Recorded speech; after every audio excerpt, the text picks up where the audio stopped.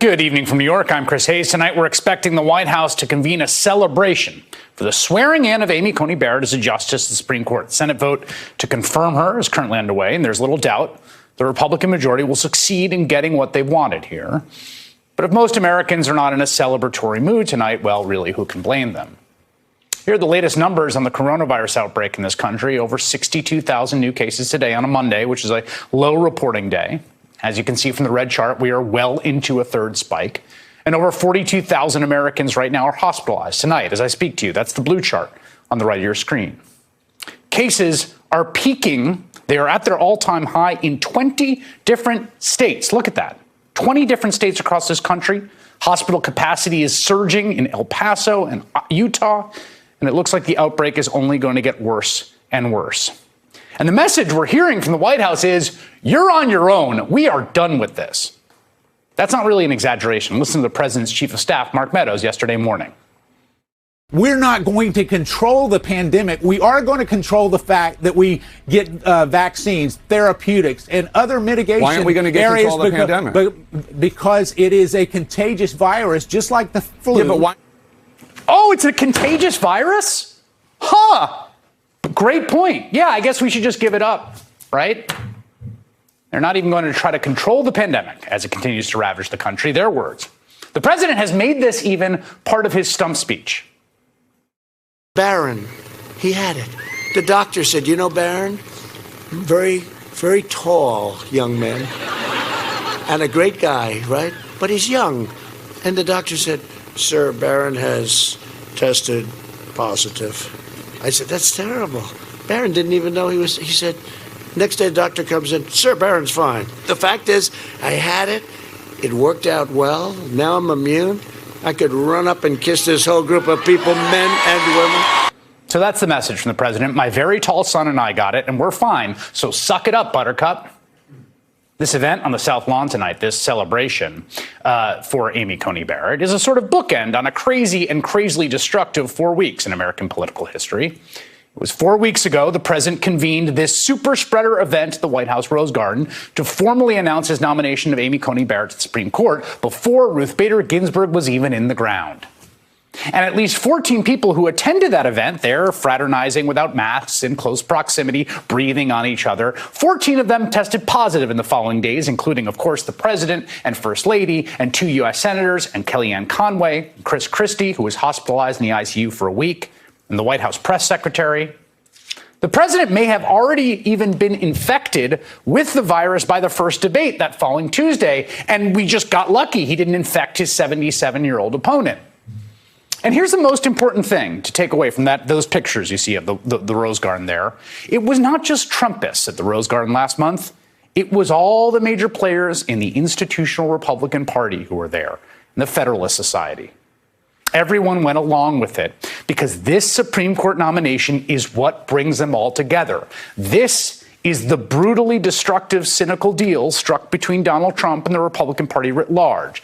They let the president do whatever he wants, line his pockets by shaking down the government, shred our democratic institution, destroy the country's pandemic coping capacity, as long as he gives them judges and justices and some tax cuts for rich people and corporations. That's the corrupt bargain. It was on display in all those smiles and those hugs and those attaboys in the Rose Garden super spreader event. It probably led to the White House outbreak. And now here we are 4 weeks later. Over 30,000 people have died in those 4 weeks.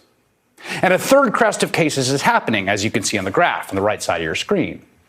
And now we have a second White House outbreak. Who could have predicted? Around Vice President Mike Pence, this time 5 people in Pence's orbit have tested positive, his chief of staff, an advisor, and 3 staffers. The president's chief of staff, Mark Meadows, even confirmed they tried to conceal the latest outbreak because, of course, why wouldn't they? Now, the vice president's still traveling all over the country for campaign events, as is the president, despite an analysis from USA Today showing cases surged in the wake of Trump campaign events in multiple states. So the virus remains out of control. The Trump administration is officially saying they are done with even trying to deal with it. In fact, they kind of flirt with the idea that it's nice to get it. Look at me.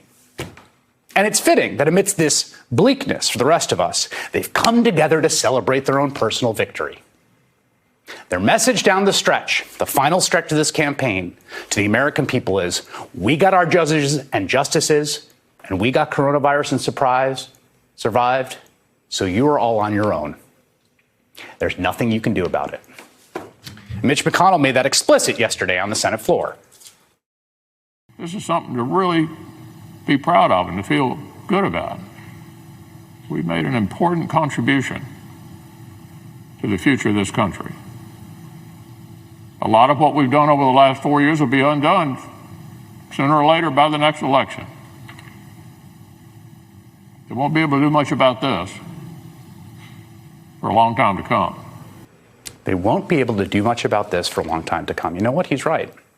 Although there's one thing that was missing in his speech. It's something that's been missing from a lot of conservatives I see writing about the election. Something else that Mitch McConnell and the institutional Republican Party and all the staffers and the lawyers and the factotums and the functionaries and the people sitting in the White House watching this right now, perhaps the people on Capitol Hill who have TV on right now, and the right-wing press who've been supporting and spinning for this president, and the people who work for Donald Trump himself and all of his apologists who like to post as independent thinkers, too clever by half, removed from it all, something that every last one of them have done together, other than Supreme Court justices, which cannot be reversed. And that is they have participated in a project that has led to the deaths of probably 100,000 Americans who didn't have to die. Congratulations. You got that done, too. That also can't be reversed. They can't come back. We can't undo that. That's the other accomplishment here, Judge Barrett. They traded one for the other. They traded those lies for this justice. And they had a party about it in the Rose Garden, too, now. We can't do anything about the lives we've lost or about Amy Coney Barrett being on Supreme Court. She's going to be now. So all we can do is take that rage and channel it, rise up together as a country to kick them out of power and begin some work towards repairing what they've broken and mourning those we've lost.